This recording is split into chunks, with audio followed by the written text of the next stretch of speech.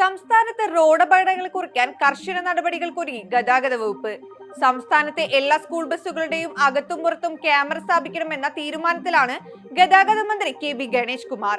May മാസത്തിൽ fitness ടെസ്റ്റിന് എത്തിക്കുമ്പോൾ school ബസ്സുകളിൽ ക്യാമറ സ്ഥാപിച്ചിരിക്കണം. ജൂൺ 1 മുൻപ് എല്ലാ സ്കൂൾ ബസ്സുകളും ഫിറ്റ്നസ് ടെസ്റ്റ് പൂർത്തിയാക്കിയിരിക്കണമെന്നാണ് മന്ത്രി നിയമസഭയിൽ പറഞ്ഞത്.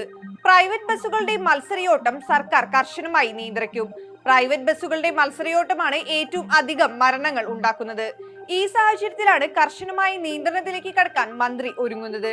കണ്ണൂർ, കോഴിക്കോട്, കൊച്ചി, തൃശൂർ ജില്ലകളിലെ സ്വകാര്യ ബസ്സുകളുടെ മത്സരയോട്ടം ഏറ്റവും അധികം മരണമുണ്ടാക്കുന്നതായി കഴിഞ്ഞ ദിവസം കണ്ടെന്നും മന്ത്രി പറഞ്ഞു.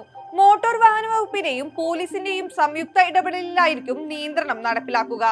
സർക്കാരിന്റെ എൻഫോഴ്സ്മെന്റ് കൂടുതൽ ശക്തമാക്കുമെന്നും മന്ത്രി ഗണേഷ് കുമാർ വ്യക്തമാക്കിയിട്ടുണ്ട്. എന്നാൽ ഈ വാഗ്ദാനങ്ങളും പൊള്ളയാകുമോ എന്നാണ് അറിയേണ്ടത്.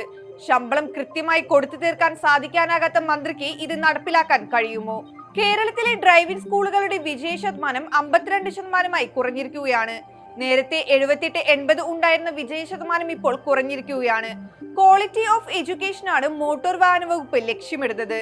നല്ല ഡ്രൈവിംഗ് സംസ്കാരം ഉണ്ടാക്കിയെടുക്കുകയാണ് വകുപ്പിന്റെ ലക്ഷ്യമെന്നാണ് മന്ത്രി പറയുന്നത്. ഡ്രൈവിംഗ് സ്കൂളുകളുടെ നിലവാരം ഉയർന്നു തന്നെയാണ് നിൽക്കുന്നത്. കേന്ദ്ര സർക്കാരിന്റെ ഗതാഗത നിയമ പരിഷ്കാരങ്ങൾ കണ്ണടച്ച് സംസ്ഥാനത്ത് നടപ്പാക്കില്ലെന്നും ചില കുത്തക കമ്പനികൾക്ക് വേണ്ടിയാണ് നമ്പർ പ്ലേറ്റ് മാറ്റുന്ന ഭേദഗതിയെന്നുമാണ് മന്ത്രി വ്യക്തമാക്കിയത്. കഴിഞ്ഞ ഫെബ്രുവരി 4 വിവിധ ആവശ്യങ്ങൾ ഉന്നയിച്ച് KSRTCയിൽ ട്രാൻസ്പോർട്ട് ഡെമോക്രാറ്റിക് ഫെഡറേഷന്റെ നേതൃത്വത്തിൽ ഒരു വിഭാഗം ജീവനക്കാർ പണിമുടക്കിയത്. ശമ്പളവും പെൻഷനും 1-ാം തീയതി വിതരണം ചെയ്യുക, DA കുടിശ്ശിക പൂർണ്ണമായും അനുവദിക്കുക, ശമ്പള പരിഷ്കരണ കരാറിന്റെ സർക്കാർ ഉത്തരവ് ഇറക്കുക, ബസ് റൂട്ടുകൾ സ്വകാര്യവൽക്കരിക്കുന്നത് അവസാനിപ്പിക്കുക തുടങ്ങി 12 ആവശ്യങ്ങളുമായിരുന്നു പണിമുടക്ക്. ഇതിന് പിന്നാലെയാണ് സമരം ചെയ്ത TDF പ്രവർത്തകരുടെ ശമ്പളം വൈകിപ്പിക്കാൻ KSRTC മാനേജ്മെന്റ് നീക്കം നടത്തിയത്. പണിമുടക്കിയവരുടെ ശമ്പള ബിൽ സ്പാർക്ക് സെല്ലിന്റെ അനുമതി ലഭിച്ച ശേഷം മാത്രമേ അനുവദിക്കാവൂ എന്ന് യൂണിറ്റ് അധികാരികൾക്കും സോണൽ മേധാവികൾക്കും നിർദ്ദേശം നൽകിയെന്നായിരുന്നു വാർത്തകൾ. പണിമുടക്കാത്തവരുടെ ശമ്പള ബില്ലുകൾ കൃത്യസമയത്ത് തന്നെ നൽകണമെന്നും ചീഫ് അക്കൗണ്ട് ഓഫീസർ ആവശ്യപ്പെട്ടിരുന്നു. ഇതോടെ വിഷയത്തിൽ വലിയ തോതിൽ പ്രതിഷേധം ഉയർന്നു. ശമ്പള വിതരണം കൃത്യമാക്കണമെന്നാവശ്യപ്പെട്ടായിരുന്നു TDFന്റെ നേതൃത്വത്തിൽ ജീവനക്കാർ സമരം ചെയ്തത്. ഡയസ് നോൺ പ്രഖ്യാപിച്ചാണ് സർക്കാരും KSRTC മാനേജ്മെന്റും സമരത്തെ നേരിട്ടത്.